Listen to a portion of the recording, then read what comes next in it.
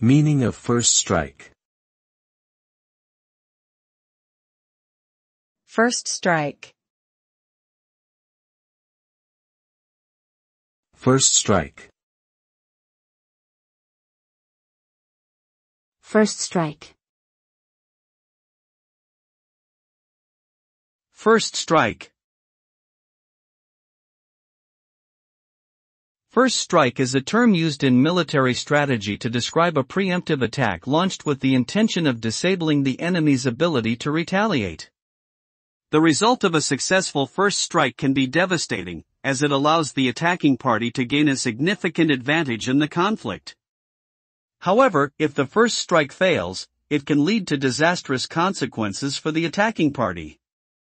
As such, first strikes are often viewed as high-risk decisions that require careful consideration of the potential outcomes.